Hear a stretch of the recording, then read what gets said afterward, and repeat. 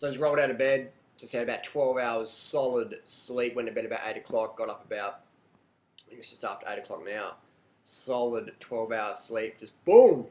When you eat enough carbohydrates, your body produces enough serotonin, which we go to melatonin, which helps us sleep. Sleep is critical if you want to regenerate, feel well, achieve your weight loss goals. Trying to achieve your weight loss goals without getting enough sleep is like trying to build a house without any walls. You know, it's not really going to happen, is it? Not really going to happen. So I'm having a litre of water, start my breakfast. You can see that. That's how many bananas I'm going to be eating today. They don't go spotty. They don't go spotty, but they just start to break off. Like if you see, they come off really easily like that. So they're a Thai variety. They're called the Gwei Hom. It's a really good banana. My favourite banana in the world, really. Well, one of my favourites because there's so many different banana varieties out there. They're all pretty damn good, but the Gwei Hom, definitely a favourite. So question of the day, Harley, what's the deal with glycogen? Glycogen is what we call, in the medical world, stored glucose in the muscle, the livers, and the blood. That's where we store our glucose, muscle, livers, blood. Stored glucose called glycogen. When your glycogen runs out, you enter ketosis, where your body is turning fat into sugar to fuel the cells. And you feel shit, you feel moody, you got no fucking energy at all, your stamina is just like boom, your strength is boom, everything's fucking boom, down in the fucking holes. Just read all the low carb paleo primal forums about people just, you know, floundering and flaking and crashing on when they hit ketosis and they're trying to do sport or just trying to look after their children or trying to be a good business person or whatever, or good partner in their relationship. When you're on ketosis, boom, crashing big time.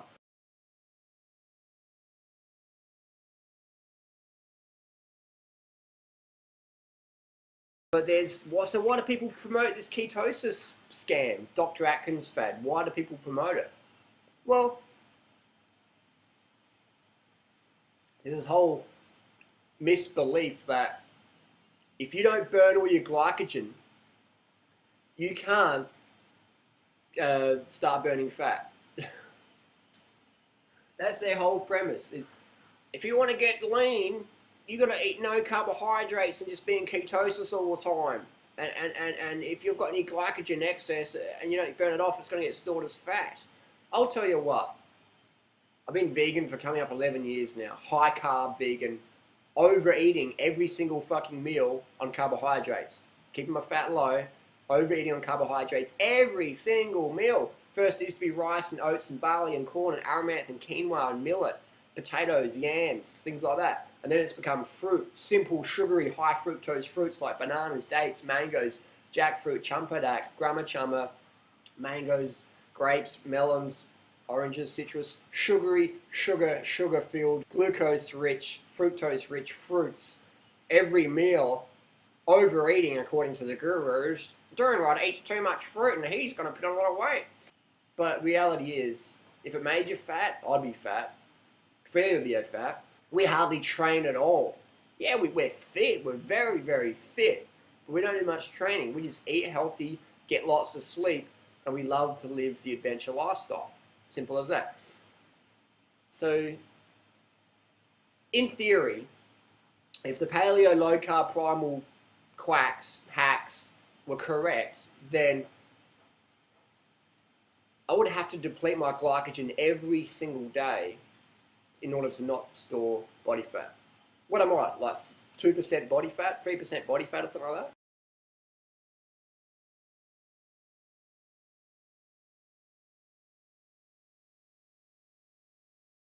The question I got asked today was, do my glycogen stores have to be depleted, otherwise I'm going to store fat? In other words, they're saying, if you don't use up all your glycogen every day, it gets stored as fat, which is fucking rubbish. The last time I depleted my glycogen, let me think. Last time I fucking hit the wall, last time I felt really shit and entered ketosis.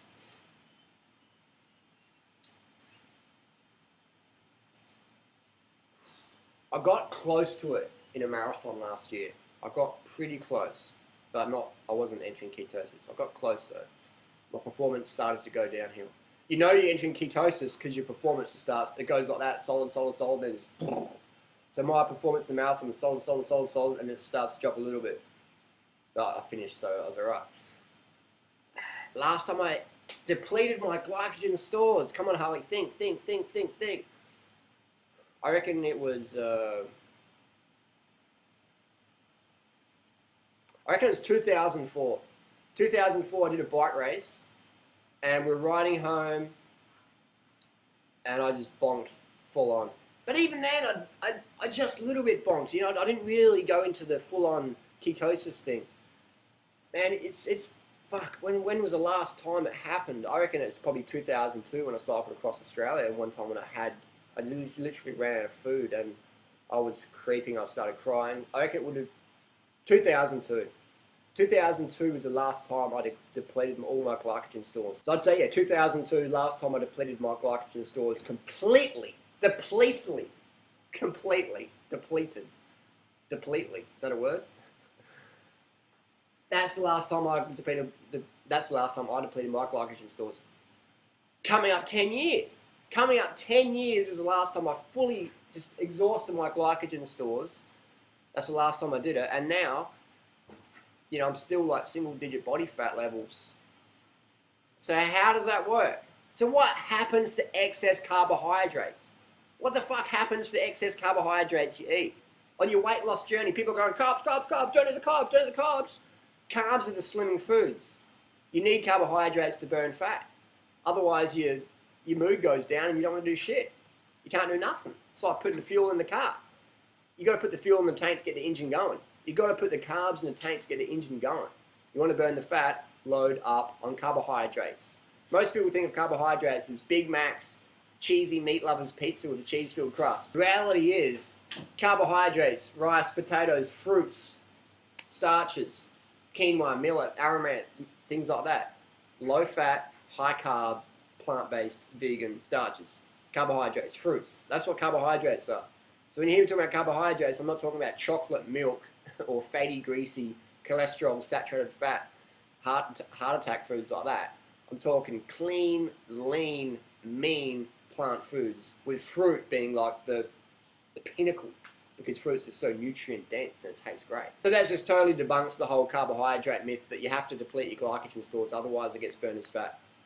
But where's the science behind that? Because I can just talk about my personal theory and my personal experience, single digit, 3% body fat after 11 years carbohydrate feeding every single fucking meal. But where's the science? How do we explain Duran Rider's got 3% body fat after 11 years in the high carb program? How do we explain that?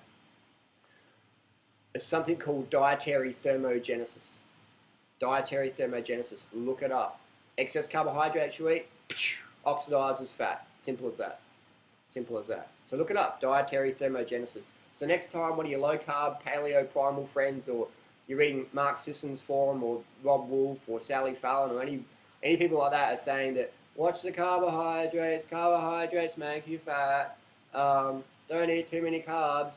You say, well, actually, Mark, Sally, Rob, Sean Croxton, Gary Torbs, Lauren Cordain, whoever, you guys are actually wrong. Excess carbohydrates, there's a word called dietary thermogenesis. There's a thing called dietary thermogenesis. Look it up. Look it up. That's why you never see any fat carbohydrate munchers. Ever. Ever. You don't see any long-termers who are fat. You might see some people who are a bit floppy because they don't train at all. But they're still trim people. If you look at their diameter, they're small. They might be floppy because they just don't use their body at all. They just sort of do nothing, which is cool, but it's not good for your health.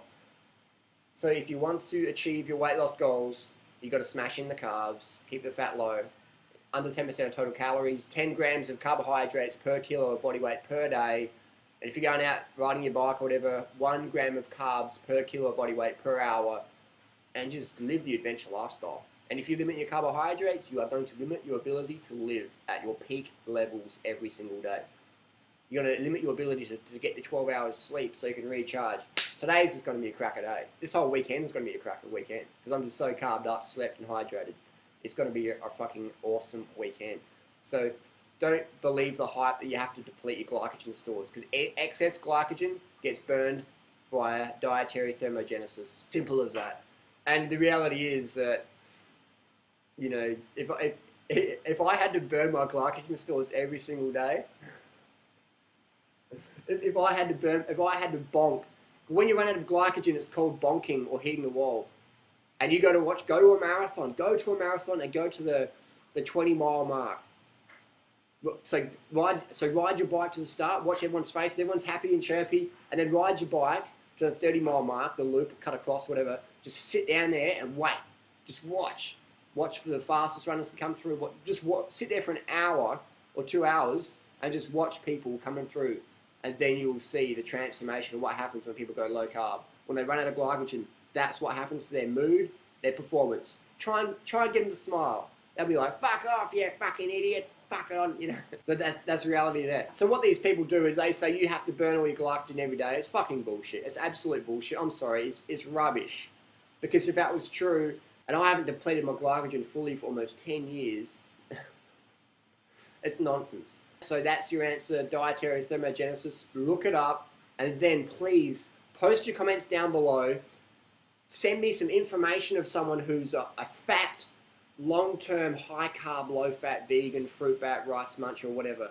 Send me the details, like link me to their blog or whatever, so I can look it up and share. Because I've got a $10,000 reward for anybody who can show me the fat, long-term carb muncher. $10,000. I've got the money. You can guarantee that. So I want to give it to someone. So I've got $10,000 for anybody who can show me the fat, high carbohydrate, low fat, under 10% of total calories, long-termer, fruit muncher, rice muncher, whatever, vegan.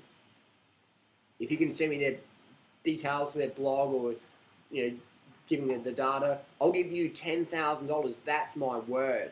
That's my word. That's how confident I am on this program. $10,000. Can you take it from me? I've got it. We'll give it to you via PayPal. That's the competition. Please share that message around.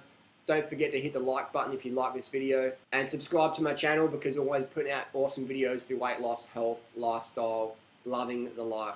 I'll see you next video. Thanks for watching. Carb up, because I'm sure gonna. Gotta get a sweat up. If you want to get fit, you gotta do it. If you want to stay fat, you gotta keep doing what you're doing. Keep doing nothing. Keep eating shit.